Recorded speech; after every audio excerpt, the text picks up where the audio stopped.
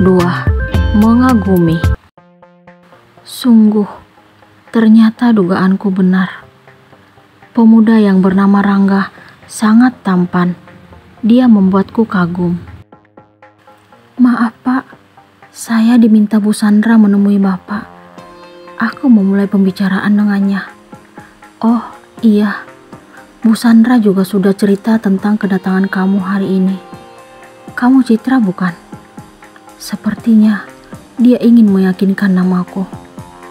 Iya Pak, saya Citra. Entah kenapa, aku merasakan sesuatu yang berbeda saat berada di dekatnya. Oke, Bu Sandra juga sudah cerita banyak tentang kemampuan kamu.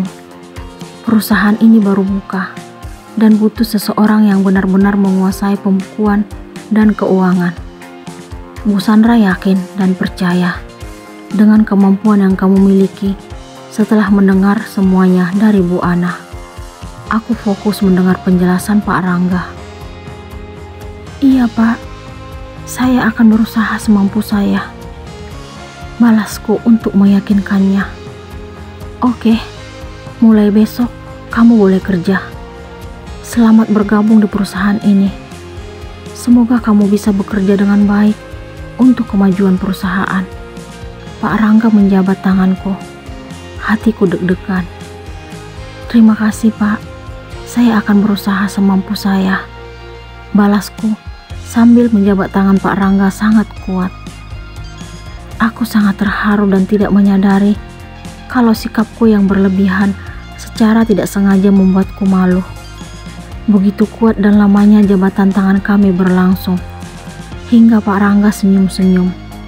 Untung saja aku langsung menyadarinya. Maaf Pak, aku melepaskan jabatan tangan Pak Rangga.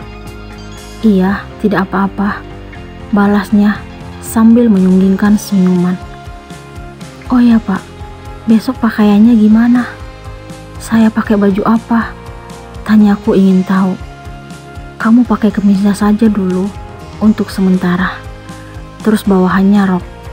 Seragamnya belum ada, masih dalam proses. Nanti kalau sudah ada, baru dianjurkan harus pakai seragam. Aku tidak mampu mengalihkan pandangan untuk tidak menatapnya. Oh Pak Rangga, kenapa aku terpesona melihat dirimu? Baik Pak, terima kasih. Saya permisi. Aku pun berdiri, lalu keluar dari ruangan Pak Rangga. Namaku Citra Handayani.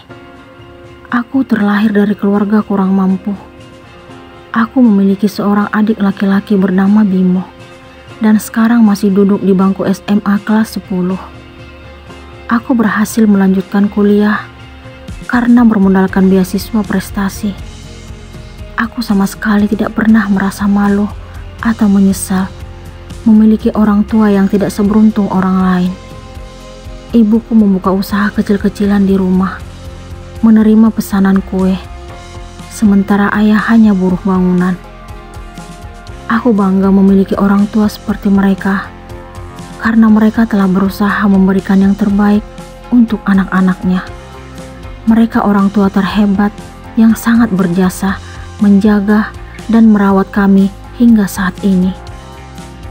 Aku sangat berterima kasih kepada Bu Ana, dosen yang telah merekomendasikan diriku pada salah satu perusahaan baru di kota ini.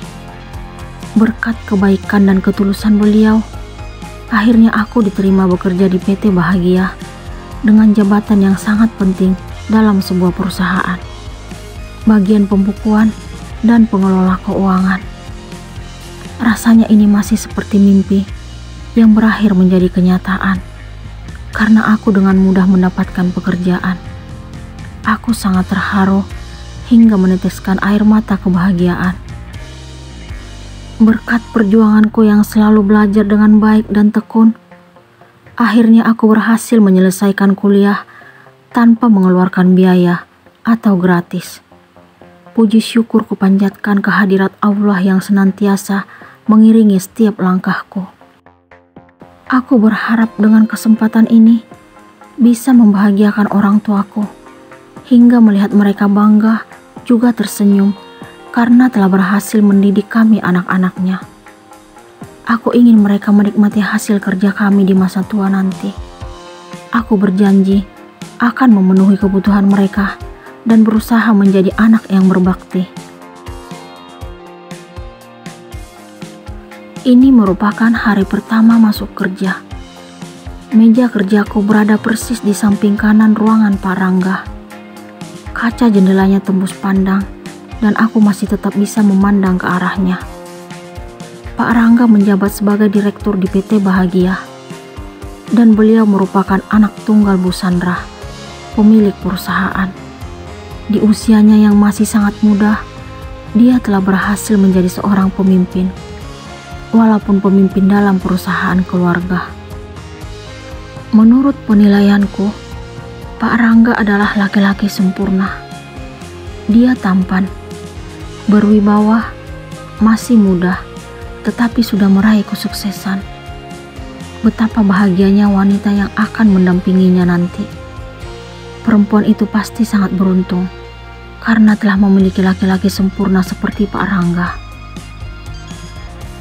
Suara telepon di mejaku sangat mengagetkan. Lamunan tentang Pak Rangga buyar seketika. Aku segera mengangkat benda tersebut. "Halo," ucapku. Ke ruangan saya sekarang. Ternyata yang menelpon adalah Pak Rangga. "Baik, Pak," balasku, lalu menutup telepon, kemudian melangkah menuju ruangannya. "Kamu susun data yang saya peroleh dari Bu Sandra. Kamu pisahkan yang mana aktiva lancar dan aktiva tetap. Terus, biaya-biaya ini juga belum tersusun sesuai dengan pengelompokannya. Bagian pendapatan juga masih belum terinci." Pak Rangga menyodorkan data yang harus aku ubah. "Baik, Pak. Kalau bisa, hari ini sudah harus ada di meja saya. Kamu boleh kerjakan dari sekarang." "Baik, Pak. Saya permisi." "Silakan," ucap Pak Rangga dengan senyuman keramahannya. Aku melangkah keluar dari ruangan Pak Rangga. Hatiku kembali merasakan sesuatu yang aneh. Debaran jantungku terasa cepat saat berada di dekatnya. Ya Allah Gusti, kenapa senyumnya semanis itu? Pantaskah aku mengaguminya? Bolehkah aku terpesona melihat ketampanannya? Perasaan apa ini? Tidak, aku harus ingat kalau tujuanku di kantor ini untuk bekerja. Apakah Citra telah jatuh cinta kepada Rangga?